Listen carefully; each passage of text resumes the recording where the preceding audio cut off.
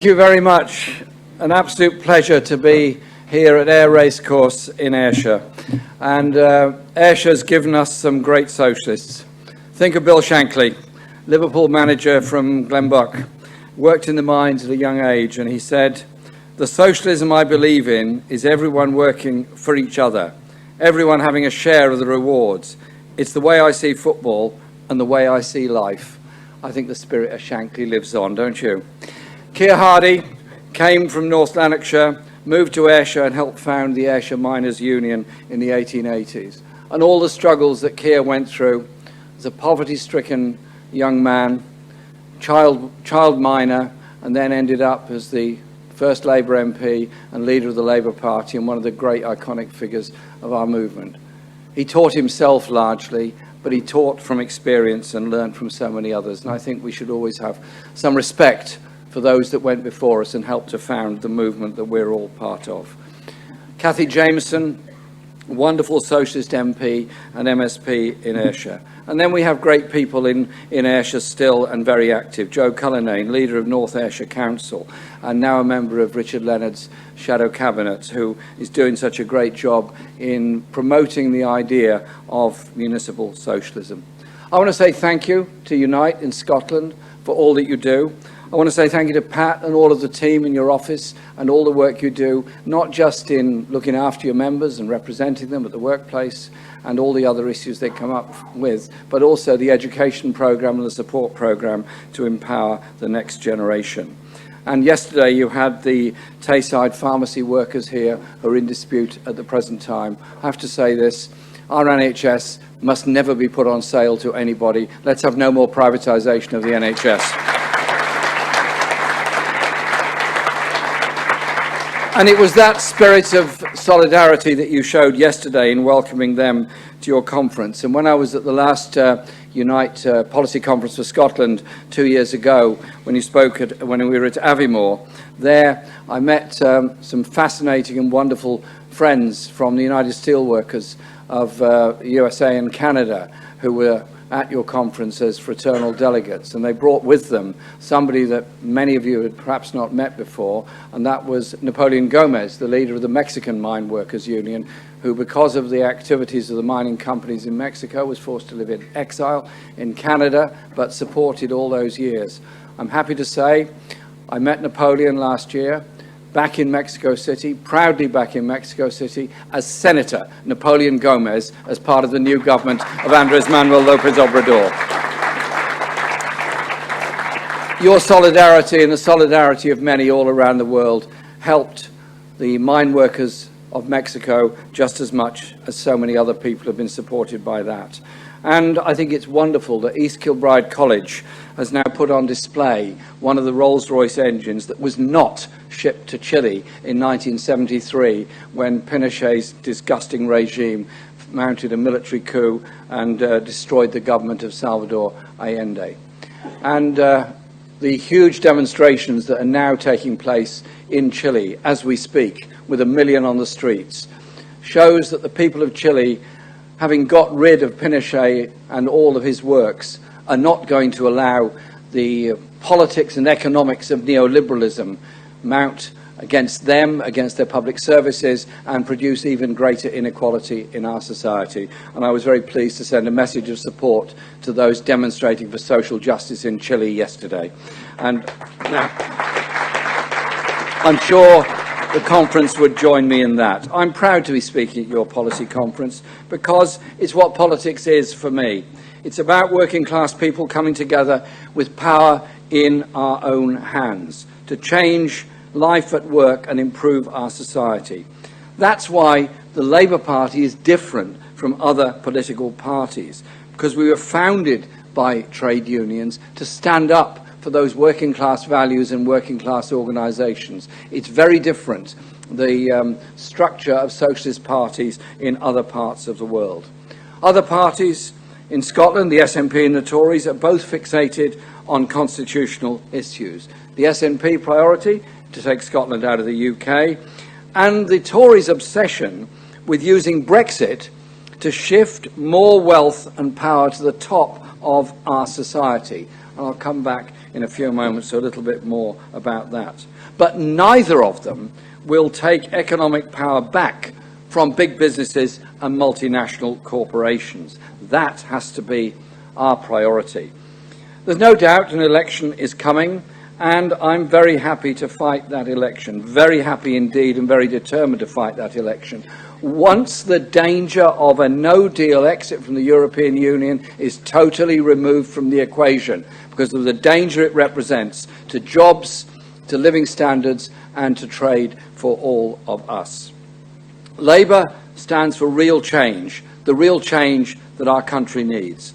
After years of Conservative cuts to vital services and tax handouts to the richest, we will deliver the investment that will transform the Scottish economy, rebuild our communities and public services, and create that fairer, more equal and more just society that we all crave, and that is what we're active in our unions and political parties to achieve.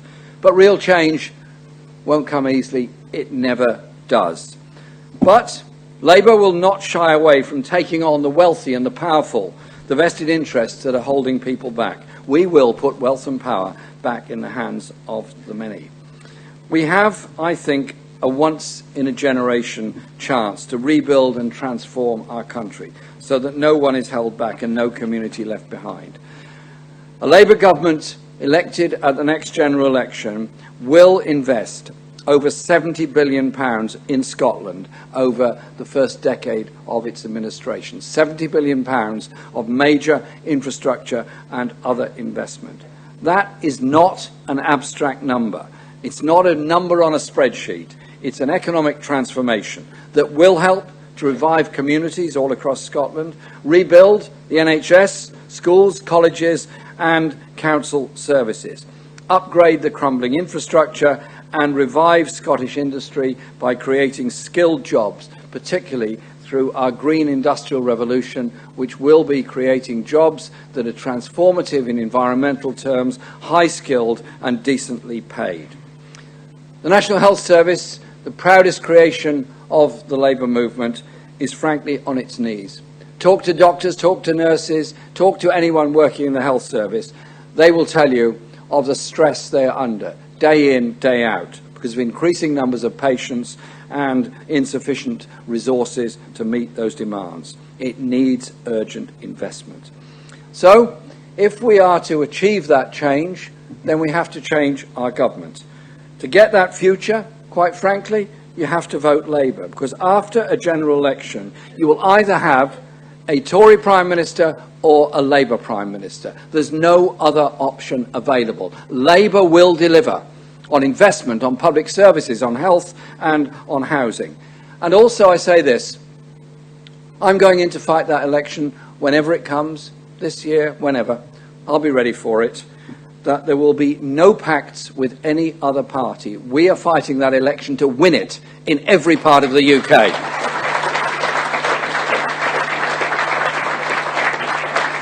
And I'm travelling to marginal constituencies all over the country in order to meet, listen to communities, our party members and supporters, and learn lessons from all of them. I've already been to over 90 constituencies on that listening exercise.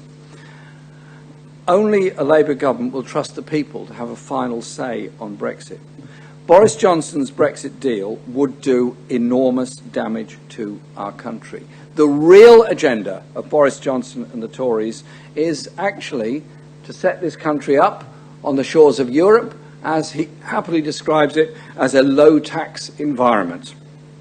Low tax, that is, for the very wealthiest within our society, as if they haven't done enough damage already in 9 years of austerity. Because what he really wants to do is a trade deal with Donald Trump and the United States. And whatever words he uses, a trade deal with the United States would be a one-way agreement. A one-way agreement which would open up what they very gently call our health market in Britain. I simply say to them, the principle of the health market in Britain was destroyed in 1948 when we set up the National Health Service, healthcare free at the point of use. And so we have to challenge him and the Tories on all of their ideas about a trade deal with the USA for the purposes of health, for public services, and for the consumer, environmental and workers' rights protections that we have. And the notion behind it is one of what they call investor protection, i.e. to empower the global corporations when they move into another economy to challenge the legitimacy of democratic decisions over workers' rights, environmental standards or consumer standards. We will have none of that. Johnson's deal also endangers the great achievements of the Good Friday Agreement in Northern Ireland. Whatever way he cares to dress it up, it does create some form of border between Northern Ireland and the Republic of Ireland, a trade border. We all know the dangers of where that could lead. As far as I'm concerned, the Good Friday Agreement was an historic and wonderful step forward. We endanger it at our peril. We will not put the Good Friday Agreement at risk in any way whatsoever.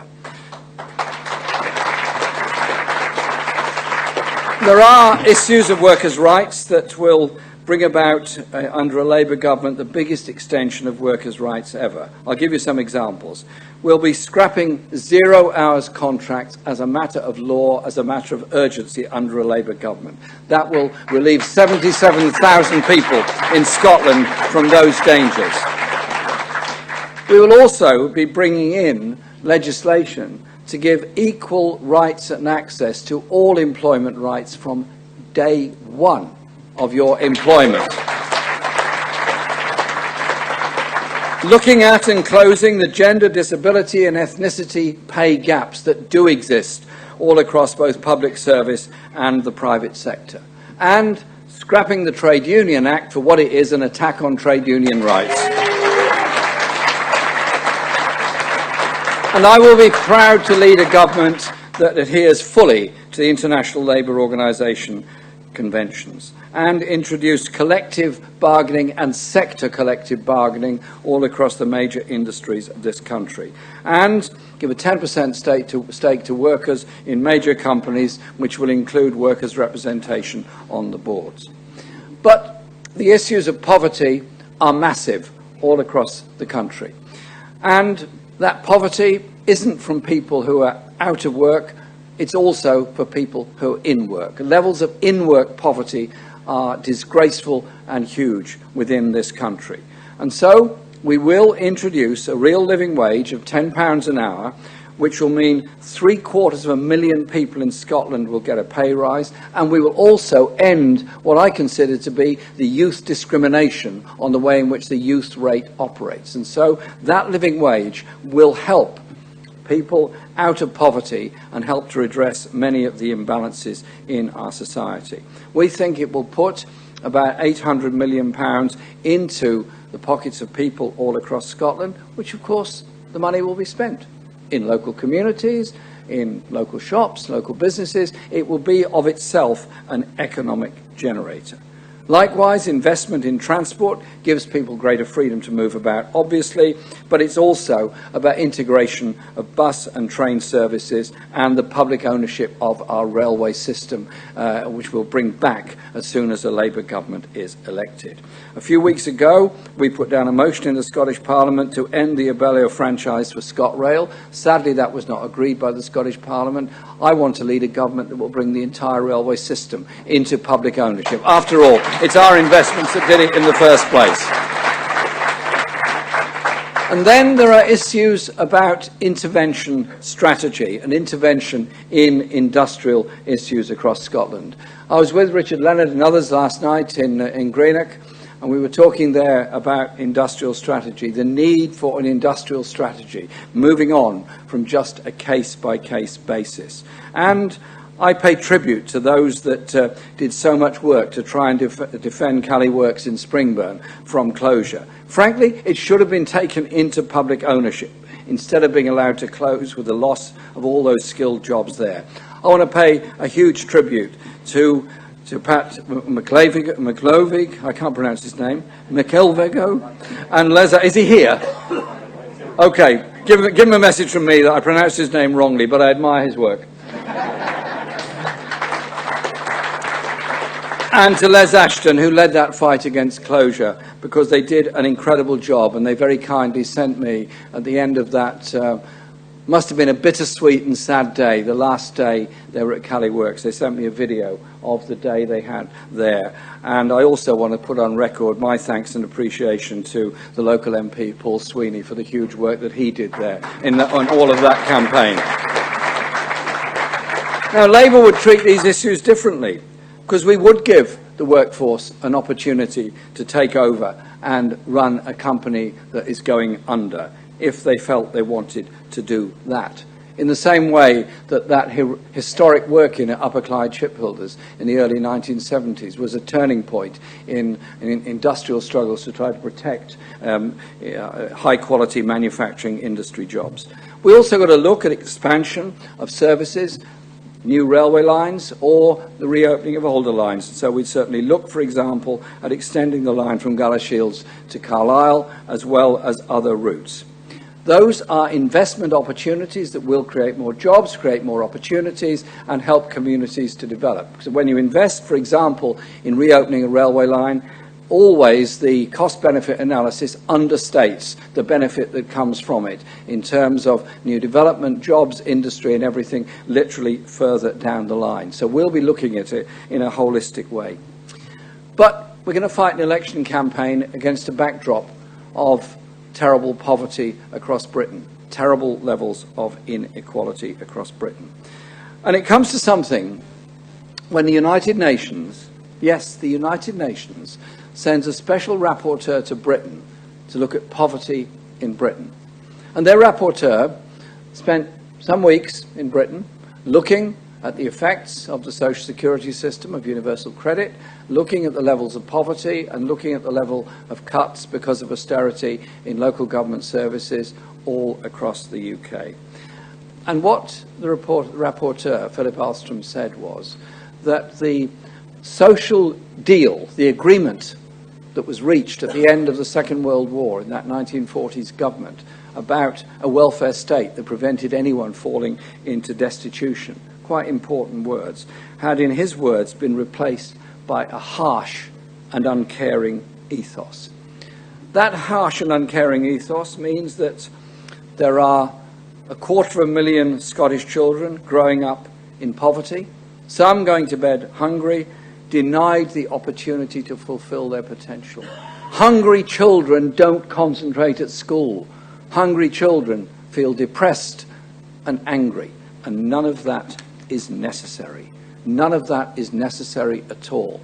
We need a system of social security that does prevent people falling into destitution and decent wages for those in work. I went to the East End of Glasgow, talking to people there about their problems and levels of poverty. And then I went more recently to Chingford, to the not the East End of London, northeast London. It's the constituency represented by Ian Duncan Smith. Ian Duncan Smith, the one who pushed universal credit and brought it in. And I then made a pledge there that we would scrap universal credit, because it would save over 500,000 people in Scotland from the indignity and the suffering that they go through at the present time. And getting rid of universal credit will be no more two-child limit on the way benefits are paid out. There's something I find morally repugnant about the idea that the third or fourth child of a larger family is less valuable than the first or second child. Surely we as a society value all children, however big or small their family is. Surely that is a basis that we should work on. And ending the rape clause, where women who've given birth as a result of being raped have to fill in pages and pages of intrusive documents and information about the circumstances they're in and why they're in it. Surely in a decent, civilized society, we wouldn't put any woman through that kind of indignity. We will scrap the rape clause as quickly as we possibly can.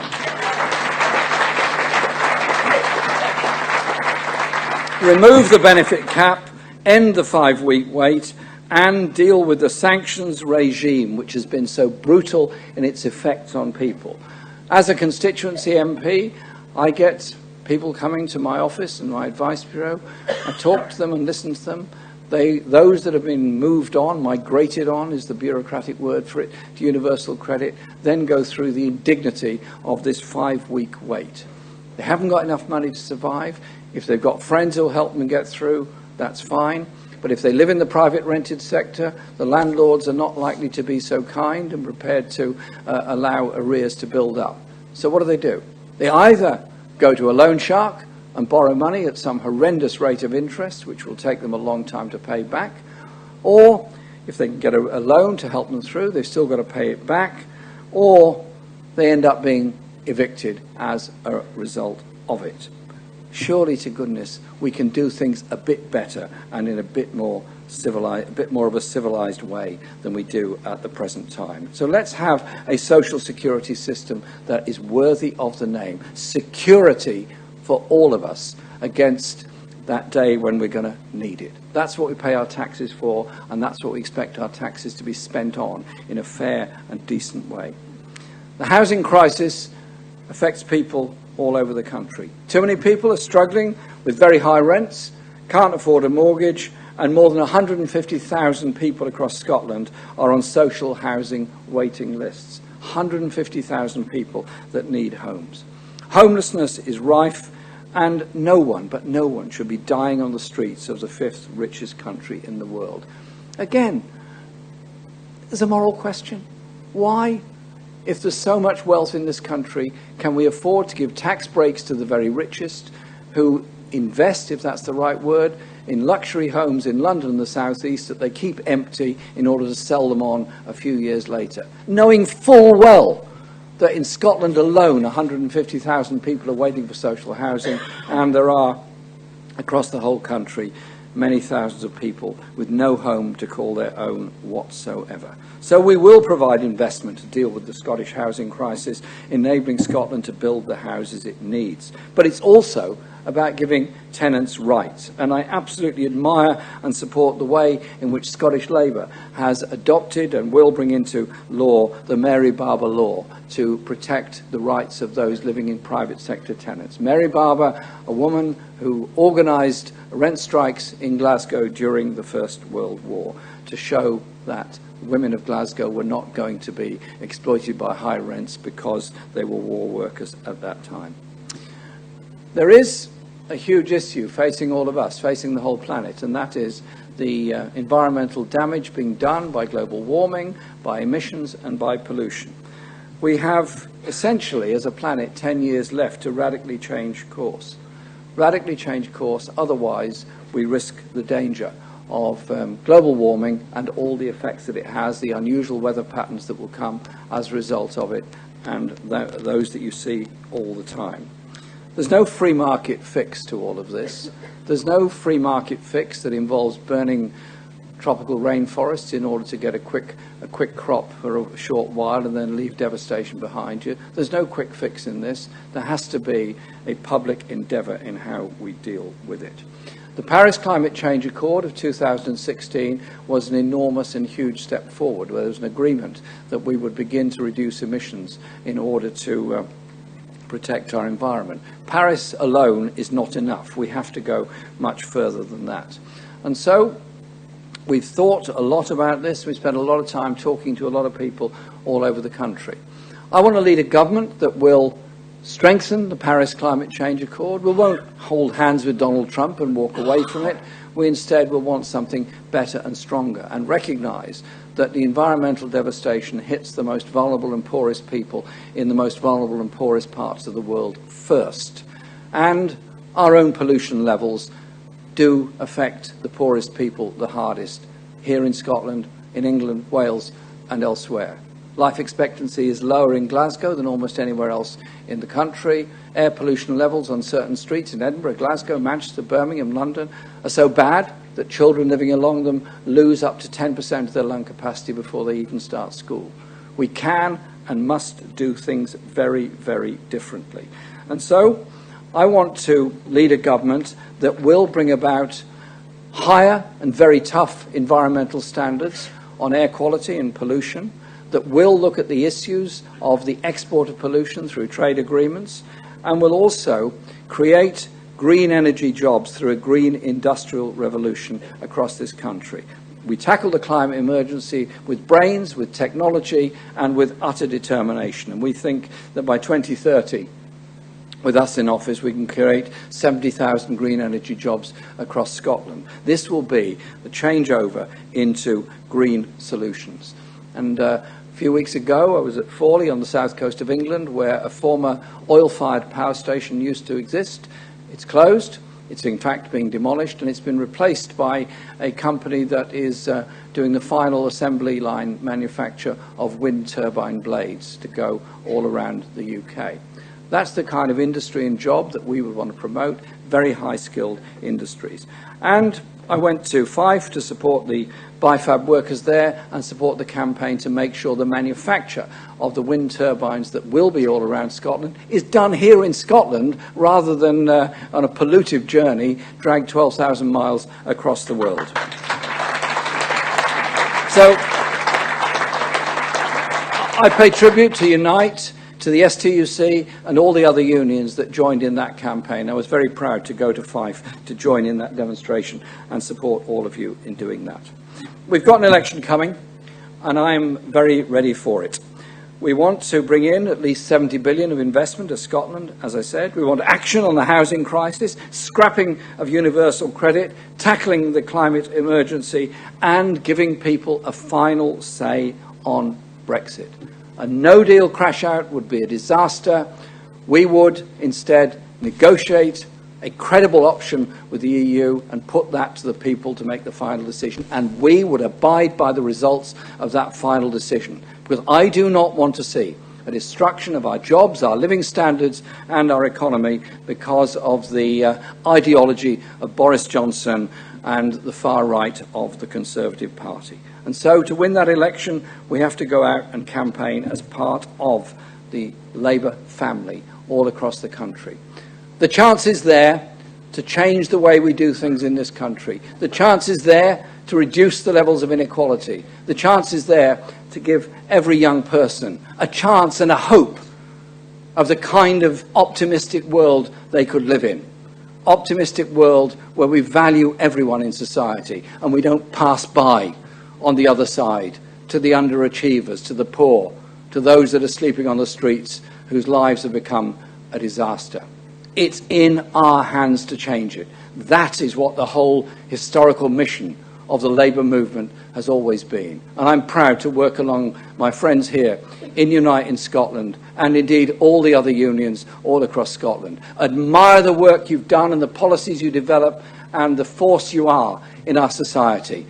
I want that spirit to be part of our government in the future, our government to change the life chances of all the people of this country and to end the disfigurement of poverty and inequality, which is so unnecessary in our society and indeed in this world. Conference, thank you for inviting me here today.